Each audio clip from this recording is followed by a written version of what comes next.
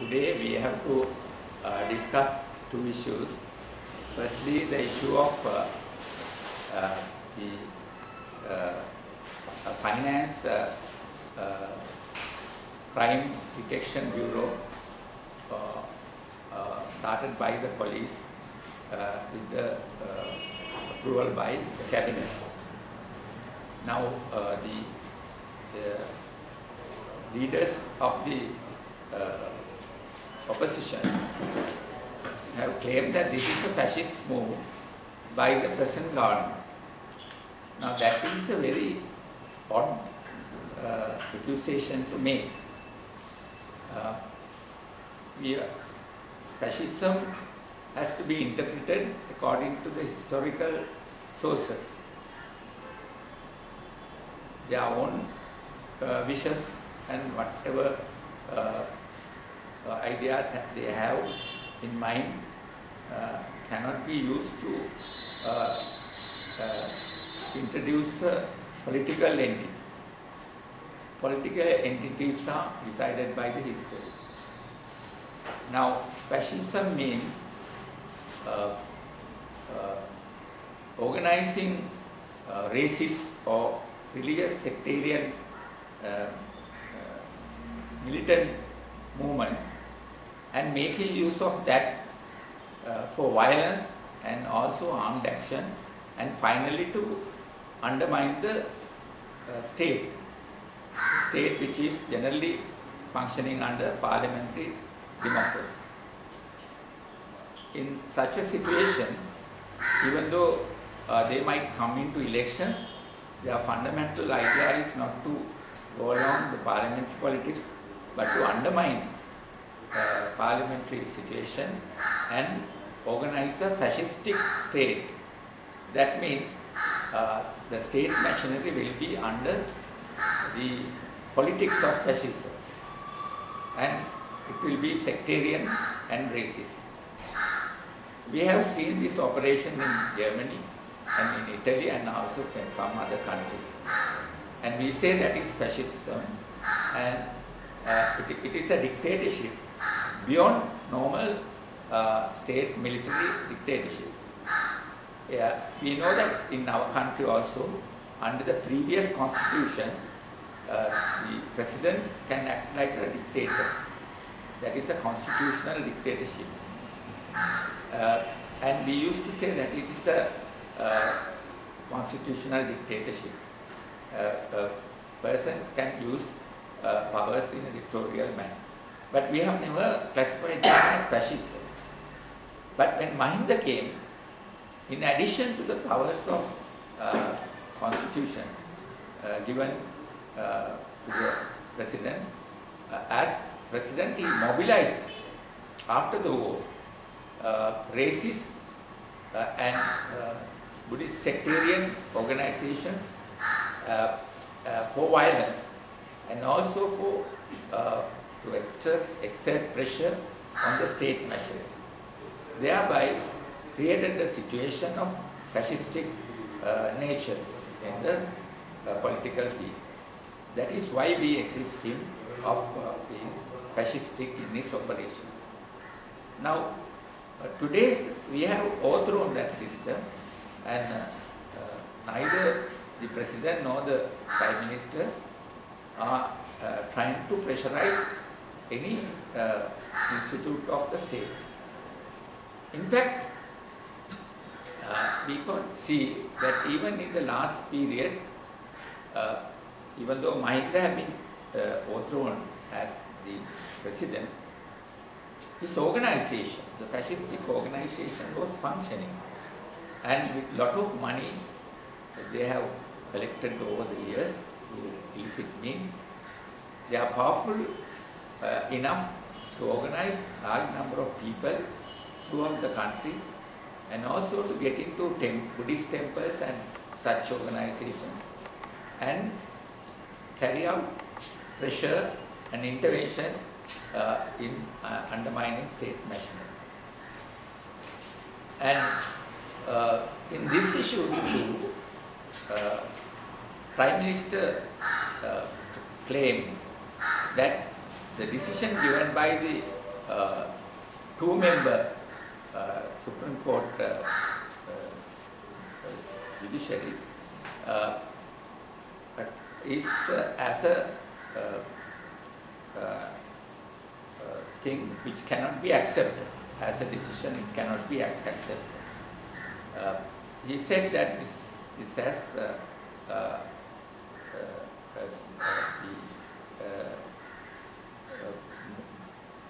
ruling given by the court is illegitimate, and he can make a criticism like that.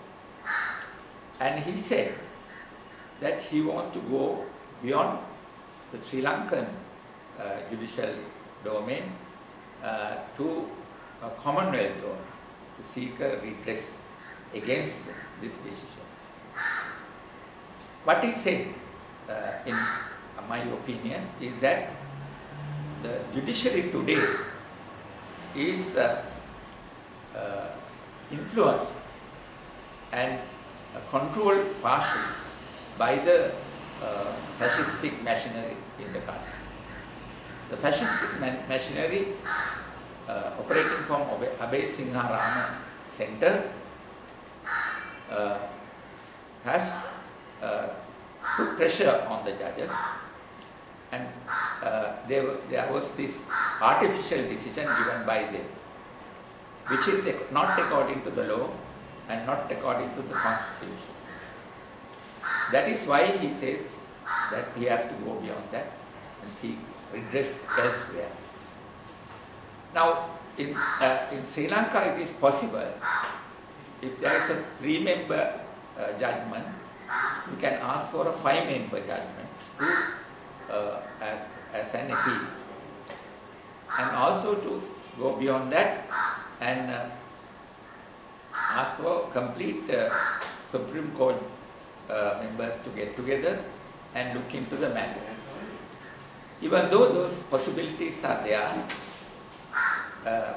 Prime Minister spoke about Commonwealth judicial system and gaining opinion there. That means he also indirectly told us, it is an indirect way of showing that judiciary is influenced by fascistic forces here, and therefore asking redress even at the level of 5-member judiciary or complete Supreme Court judiciary is not enough, and we have to go beyond. And also later he explained that during the time of President Mahinda, we had Shogam here, that the Commonwealth discussion and Commonwealth Community Forum, and in that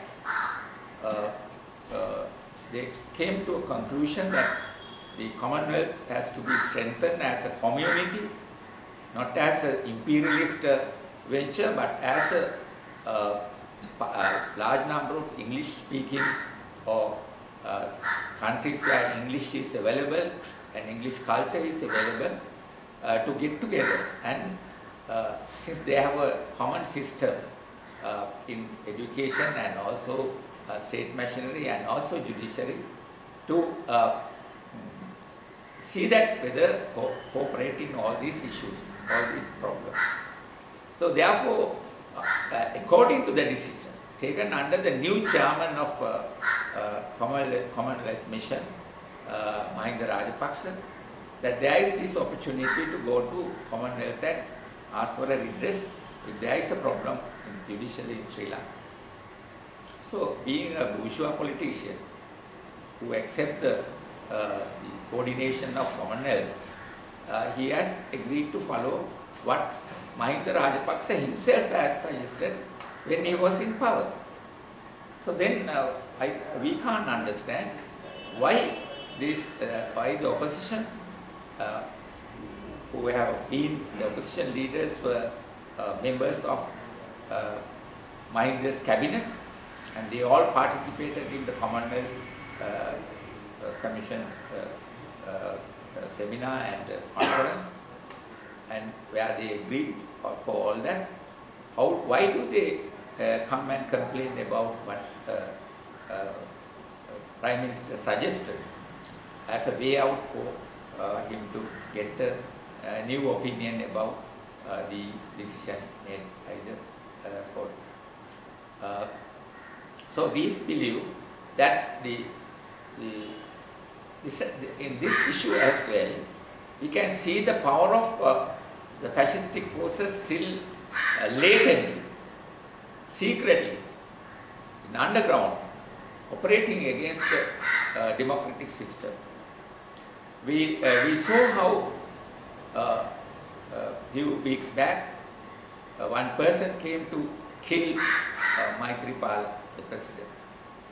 And then again the fascistic leaders in the country said this is just a simple mistake, that is not a real pistol that the security person had or the military man had, but it is just a toy.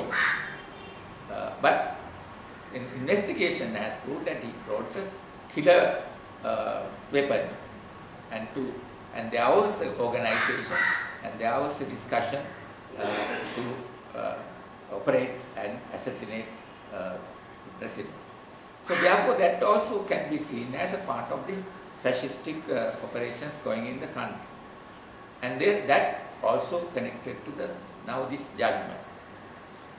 And hence, as the left party, we are appealing to all left-minded people and trade unions to take seriously this particular tendency and to defeat them in the coming period, even in street actions, any other operations, and also in the elections.